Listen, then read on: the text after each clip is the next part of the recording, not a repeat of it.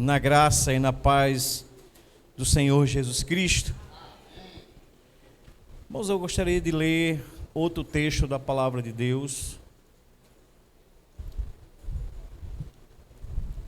Se encontra texto conhecido,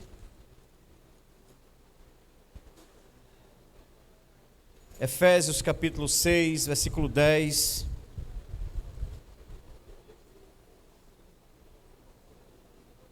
Até o versículo 20. Efésios capítulo 6, versículo 10 até o 20.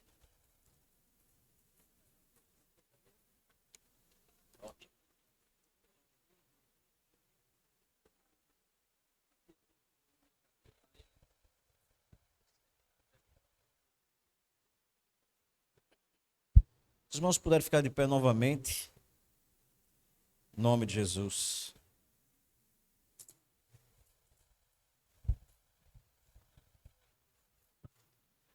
Os que puderem. Tem irmãos que não podem.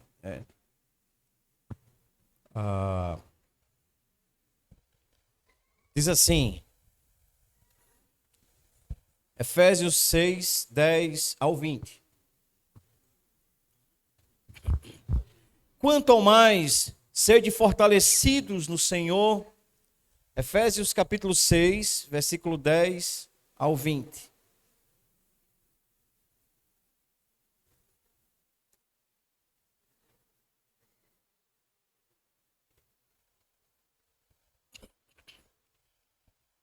Quanto ao mais, sede fortalecidos no Senhor e na força do seu poder. Revesti-vos de toda a armadura de Deus, para poderdes ficar firmes contra as ciladas do diabo. Porque a nossa luta não é contra o sangue e a carne, e sim contra os principados e potestades, contra os dominadores deste mundo tenebroso, contra as forças espirituais do mal nas regiões celestes. Portanto, tomai toda a armadura de Deus, para que possais resistir no dia mau, e depois de terdes vencido tudo, permanecer inabaláveis. Estai, pois, firmes, cingindo-vos com a verdade, e vestindo-vos da couraça da justiça. Calçai os pés com a preparação do evangelho da paz, embraçando sempre o escudo da fé, com o qual podereis apagar todos os dardos inflamados do maligno. Tomai também o capacete da salvação e a espada do Espírito, que é a palavra de Deus. Com toda oração e súplica, orando em todo tempo no Espírito, e para isto, vigiando com toda perseverança e súplica por todos os santos, e também por mim, para que me seja dada no abrir da minha boca a palavra, para com interpretez fazer conhecido o ministério do Evangelho, pelo qual sou embaixador em cadeias, para que em Cristo eu seja ousado para falar como me cumpre fazê-lo. Amém. Senhor, a nossa gratidão por estar na tua casa, Senhor. A nossa gratidão por nós estarmos cultuando o teu nome, meu Pai. Nessa noite, ó Deus, o Senhor é o nosso centro, o Senhor é o nosso alvo. Nós, meu Deus, nos rendemos, nos prostramos diante do teu trono, Senhor, para adorar o teu nome, Senhor. Assim como os 24 anciões, ó Deus, no Apocalipse, se prostravam diante do trono, assim, ó Deus, que nós, como a tua igreja, Senhor, nos prostremos diante do Senhor, meu Deus.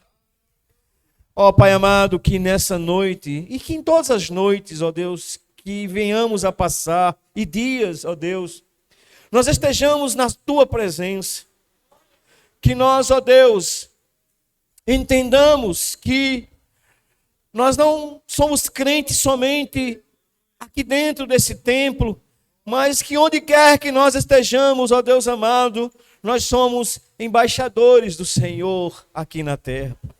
Pai amado, te suplico pela vida de cada irmão que está aqui presente, pelos irmãos que não puderam chegar nessa noite aqui, ó Deus amado, pelos irmãos que estão em casa, por aqueles que estão enfermos, meu Senhor.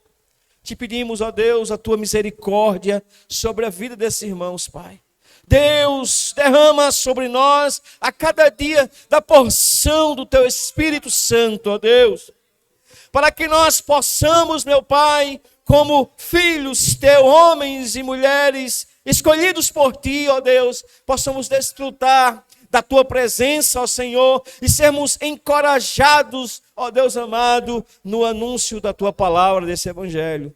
Ó Deus, que o teu Espírito Santo nos encoraje, meu Deus, que o teu Espírito Santo nos dê força, fortaleza e graça, meu Pai, para enfrentarmos este mundo, Senhor, esse mundo que jaz no maligno, ó Deus, esse mundo cheio, ó Deus amado, de concupiscências para os nossos olhos, meu Senhor.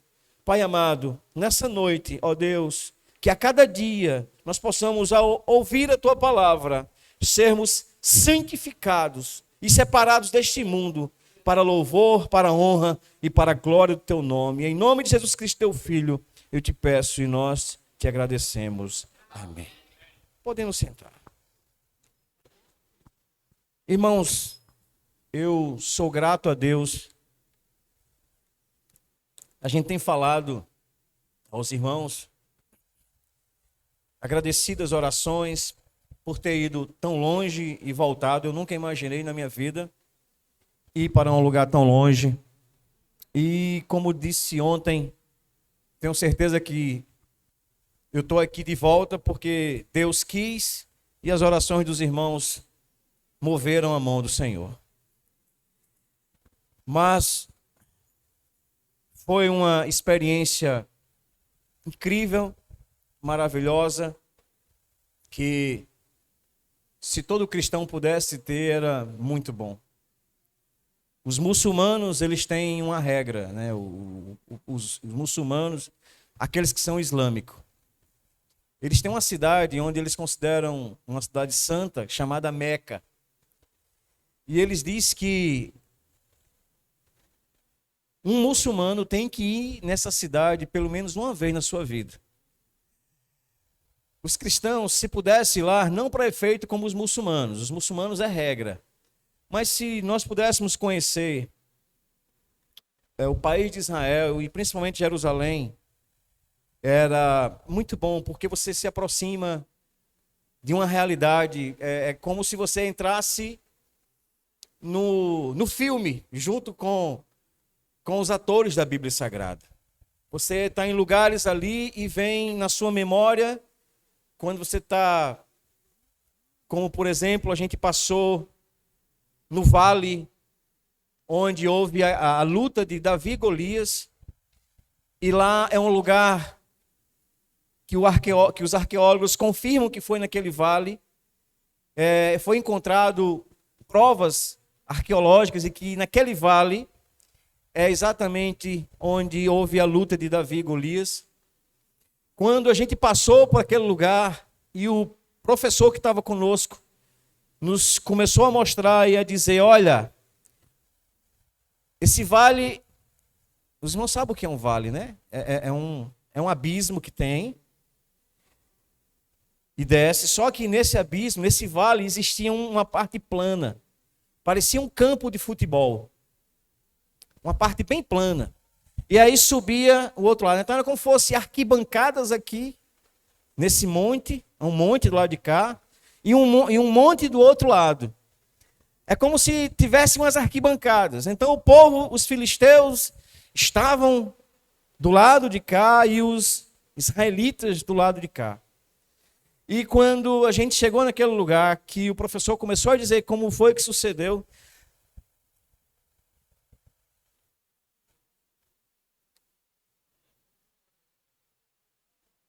a gente se coloca naquela cena, tá entendendo?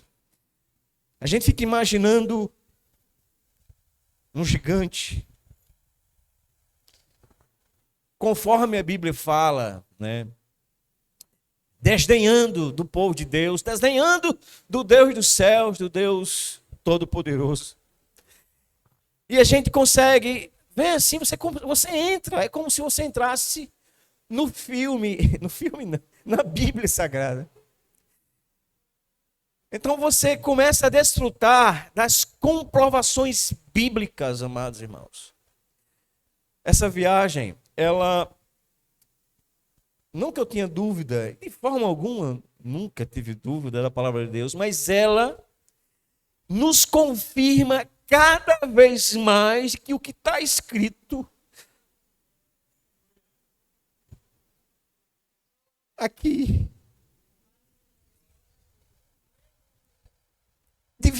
de Gênesis a Apocalipse, Deus separou de forma maravilhosa, miraculosa, esses 66 livros e deixou para seu povo, para a sua igreja, para que através desse livro, dessas palavras, nós pudéssemos nos conduzir como povo de Deus, como igreja do Senhor.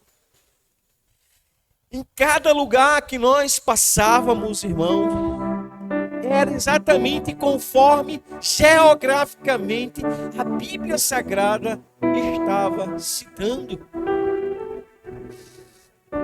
Está dizendo, não, inclusive lugares que cientistas e arqueólogos discutiam que a Bíblia estava errada, de que as informações que a Bíblia estava dizendo não estavam corretas. E aí começaram a fazer escavações para encontrar vestígios de civilizações ou cidades daquele lugar. E não encontraram. E aí esses arqueólogos disseram que era numa outra região e que a Bíblia estava errada. E aí depois de anos veio um outro grupo de arqueólogos e escavaram naquele mesmo lugar mais profundo e encontraram os vestígios conforme a Bíblia Sagrada está dizendo. Você tem nas suas mãos, nós temos nas nossas mãos a palavra de Deus, inerrante, infalível. As medições geográficas que a Bíblia diz aqui, quando você vai lá, pessoalmente, está conforme está escrito na Bíblia Sagrada. A distância da cidade de Jerusalém para a cidade, para o povoado, para o vilarejo de Betânia, quando você chegava no Monte das Oliveiras, o pastor, o professor disse: você está vendo aquela cidade ali? Vocês estão vendo? Sim, ali é Betânia, conforme a distância que está aqui na Bíblia Sagrada.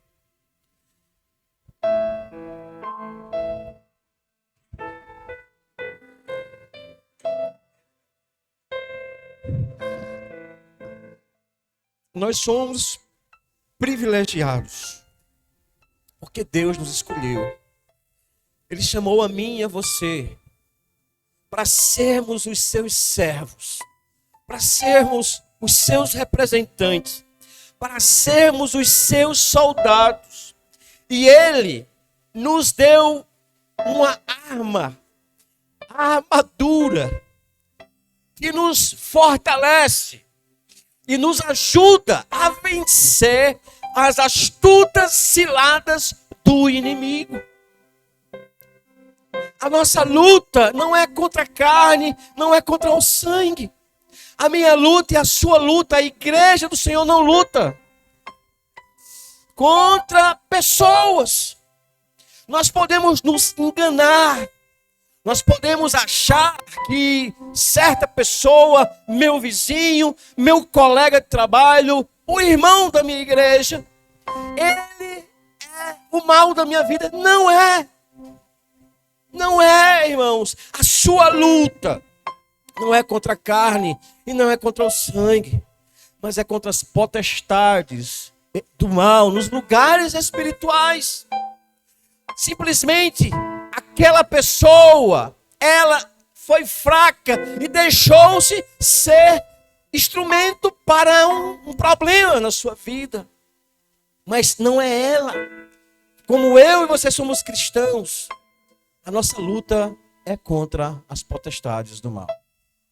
E toda a palavra de Deus, ela vem nos munindo, nos fortalecendo, nos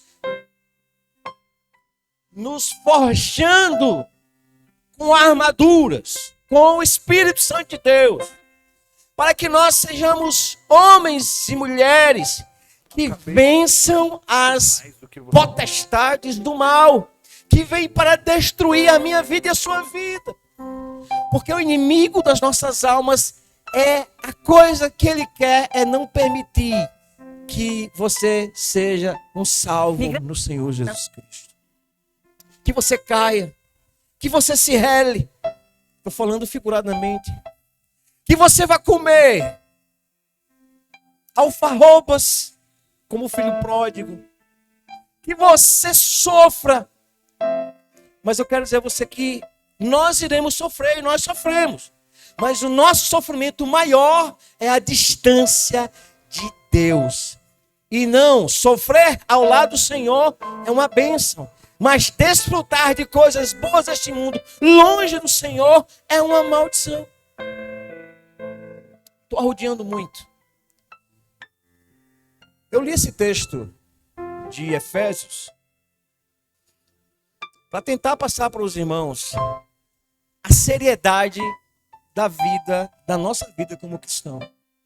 Às vezes, pensamos que ser crente, que nós fazemos parte somente de uma denominação, de uma igreja, do hall de membros de uma igreja, de um círculo de oração, de um grupo de conjunto de louvor da igreja, ou da parte administrativa da igreja, do corpo de líderes da igreja. Meus irmãos, não, é muito mais do que isso. Você e eu, nós somos embaixadores do Senhor Jesus aqui na terra. Nós fomos escolhidos para anunciar esse evangelho da salvação a todas as pessoas. E muitas vezes nós não compreendemos, não temos essa compreensão e achamos que ser crente é só vir à igreja. Ser crente, meu querido irmão, minha querida irmã, é na igreja, tem que ser, mas é em casa. É com meu esposo, é com a minha esposa, é com meus irmãos, que são briguentos comigo, mas é com meu irmão, é com minha irmã, é com meu pai que não é cristão, mas fica cobrando de mim, dizendo coisas de mim, mas eu tenho que me comportar como cristão, a minha luta é lá, e eu tenho que provar e mostrar diante do Senhor, não é para as pessoas que eu sou seu servo e que eu sou obediente à sua palavra. A nossa fé, ela não se limita somente a 4 paredes. A nossa fé, ela extrapola essas 4 paredes. E ela vai para o meu trabalho, e ela vai para a minha faculdade, e ela vai para onde quer que eu esteja, 24 horas por dia na nossa vida. Nós fomos tirados do mundo. Nós fomos tirados do mundo. Nós não podemos nos comportar como o mundo se comporta. Nós agora temos uma nova legislação. Nós agora fazemos parte do reino de Deus. E quando você obedece às leis do Senhor, a palavra de Deus, meus amados, a Constituição, o Código Civil, tudo que existe é pequenininho diante da palavra de Deus quando você obedece a sua palavra. A coisa é tão séria que Jesus, quando foi escolher os seus discípulos, quando foi escolher os seus 12, ele estava em Nazaré, e de Nazaré ele foi para a Judeia, e lá na Judeia, nas proximidades do Rio Jordão, João estava batizando as pessoas. E aí, Jesus chega, João se encontra com Jesus. João vê Jesus e, acho que no Evangelho de João, diz: eis o Cordeiro de Deus que tira o pecado do mundo. Em Mateus, a gente vê aquele diálogo que João diz: não, eu que preciso ser batizado pelo Senhor. Aí Jesus vai dizer: não, eu que tenho que ser batizado por você para que se cumpra o que a Bíblia está dizendo. E aí João batiza Jesus. João batiza Jesus Cristo. No que João batiza Jesus Cristo, o Espírito Santo de Deus leva Jesus para o deserto. E lá nesse deserto, Jesus passa 40 dias e 40 noites em jejum e em oração. Por que eu falei isso? E aí depois a gente chega lá em Efésios. Eu conheci o deserto onde Jesus orou. Foi maravilhoso. Não o local específico onde ele orou, mas o deserto, a região. O deserto que existe lá em Israel, na Judéia, nos judeus em Israel, não é esse deserto que nós imaginamos, até eu mesmo imaginava. Esse deserto do Saara, esse deserto de areias soltas, que o vento sopra e muda de lugar a areia. Não! O deserto são lugares montanhosos. São lugares de pedra, é muito pedregoso as terras de Israel. E nesses lugares é seco, não tem vida. Existe uma cordilheira, como se fosse uma cordilheira, que liga a Galileia até a Judéia. E tudo isso é deserto, é seco. E Jesus, quando sai da Judéia, depois que é batizado, sobe no monte.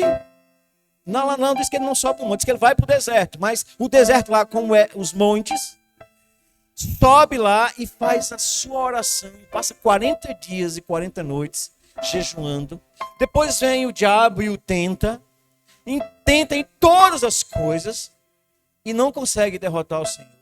Quando o Senhor desce dali, ele já desce escolhendo. Ele entra, vai para Cafarnaum e vai para o Mar da Galileia.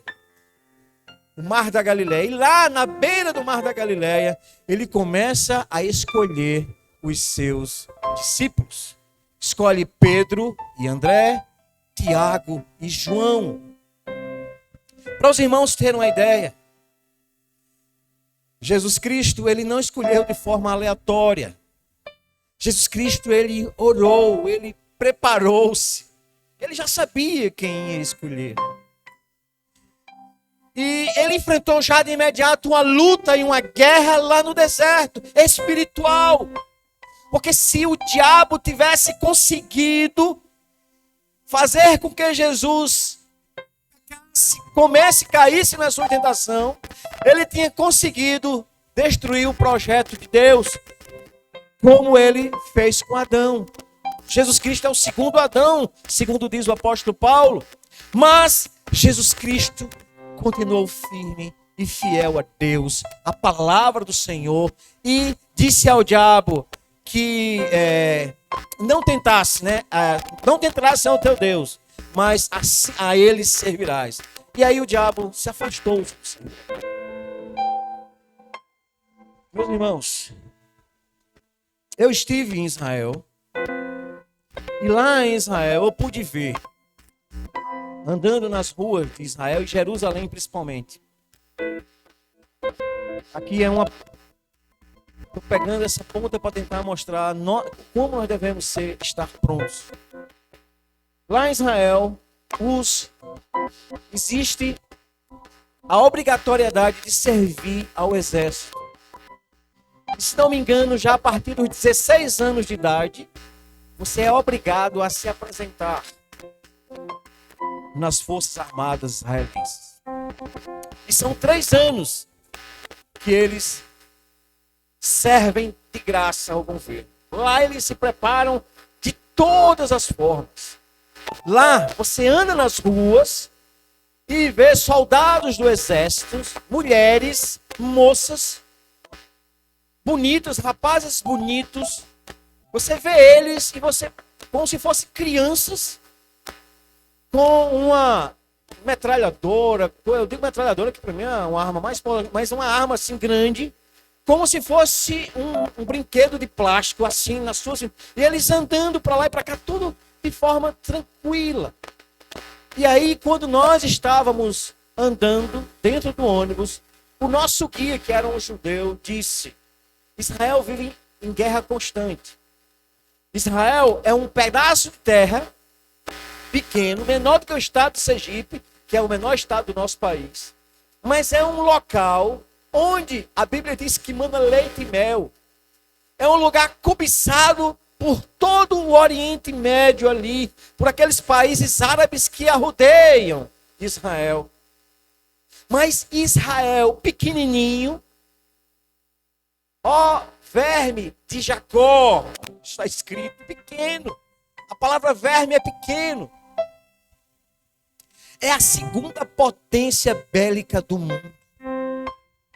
É a segunda potência em conhecimento, em tecnologia do mundo. Um país daquele tamanhozinho. Países grandes que estão ao seu redor. Na hora que atacarem Israel, Israel tem condição de, em minutos, destruir aquele país. E eles precisam de uma União Soviética, de uma China, de um país maior, que seja um país comunista, para atacar aquele país, para poder dar força para que eles vençam. Baseado nisso, como é um país assim, cobiçado e desejado, Israel vive em constante preparação. E aí, quando nós estávamos andando dentro do ônibus, o nosso guia, que é um judeu, disse assim: nós estamos vivendo momentos de paz, mas nós, todos os dias, nos preparamos para uma guerra. Quando vocês chegarem em Jerusalém, vocês vão ver como são os nossos militares. O que eu entendi com isso? Que por mais que nós não enfrentemos uma luta espiritual agora, mas nós temos que estar sempre preparados para essas lutas. Nós temos que estar sempre prontos também para a vinda do Senhor Jesus, para que aquele dia mal não nos pegue de surpresa e nós sejamos atingidos e vencidos e derrotados. Daí Paulo nos dá a informação de que nós temos que nos revestir da armadura de Deus, para estarmos firmes e prontos no dia mau, para que quando esse dia mau vier sobre você, meu irmão e minha irmã, você esteja ali, firme no seu lugar, firme, não arredar o pé do lugar onde você está, do lugar onde você vive. Porque você arredar o lugar, tipo assim, sair dos caminhos do Senhor, aí é complicado. Então a palavra de Deus é exatamente a munição que nós temos para nos fortalecer e nos revestir de couraça e de força para enfrentar as astutas ciladas do inimigo. Por isso comecei dizendo que o que você tem nas suas mãos não é um livro, um conto de fadas.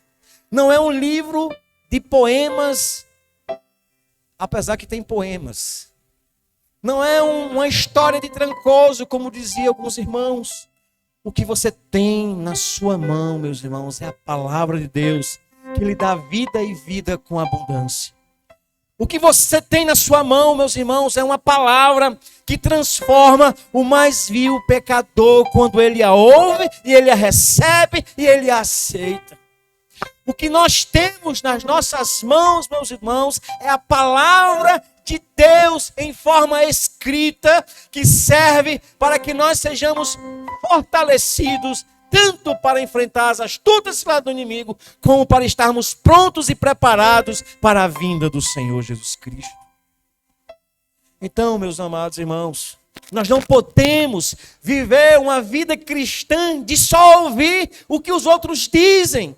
Nós temos que pegar essa palavra e meditar nela de dia e de noite. Nós temos que frequentar os cultos de ensinos bíblicos, onde a palavra de Deus, às vezes e quase sempre, é revelada aos nossos corações e nós crescemos na presença do Senhor, em graça e em conhecimento. Mas nós temos nos acomodado. Nós temos nos acomodado. Nós temos nos cansado. Sim, nos cansamos. Mas é exatamente em cima desse cansaço que você tem que tirar forças e ir buscar o conhecimento da palavra de Deus, buscar se reunir com os irmãos. A Bíblia diz no capítulo 11 do livro de Hebreus que os antigos, das suas fraquezas, eles tiravam forças. Eu pude experimentar fisicamente o que é tirar força das fraquezas. O nosso guia, o nosso professor, um homem de 69 anos, andava demais. Subia altos e descia altos. E a gente parava 45 minutos para o almoço. E quando era de tarde, a mesma caminhada. E eu, meu Deus, estou morto. Todo mundo cansado. E o professorzinho de 69 anos corria e subia o alto e descia. A gente tem que tirar força das fraquezas. E nós tiramos força das nossas fraquezas e conseguimos ouvir e aprender algumas coisas. Não vou dizer tudo o que ele falou, porque falou muito. Eu gravei muitos vídeos. Não sei se a gente vai ter oportunidade de assistir tudo isso. Mas tirar força das fraquezas é você achar que está no seu limite e você continuar ainda sem parar. Mas quando se trata da reunião e da palavra de Deus, nós nos rendemos. Nós nos rendemos. Porque exige, sabe o que é de mim? De você fé. Quando exige de mim, de você fé, a palavra de Deus está dizendo que fé é a certeza das coisas que se esperam e a convicção das coisas, a certeza das coisas que não se veem e a convicção das coisas que se esperam. O que está dizendo que você não está vendo, como você não está vendo, então você já fica desestimulado. Você tem que exercer fé, é obrigatório exercer fé, porque sem fé é impossível agradar a Deus. Então, meus queridos irmãos, nós temos nas nossas mãos e em nossas reuniões, nós temos um manancial de águas vivas. Nós temos em nossas mãos, meus queridos irmãos, o pão que desceu do céu. Palavra de Deus que alimenta o nosso espírito, a nossa alma. E muitas vezes nós estamos enfraquecidos, tutubiando, fraquejando.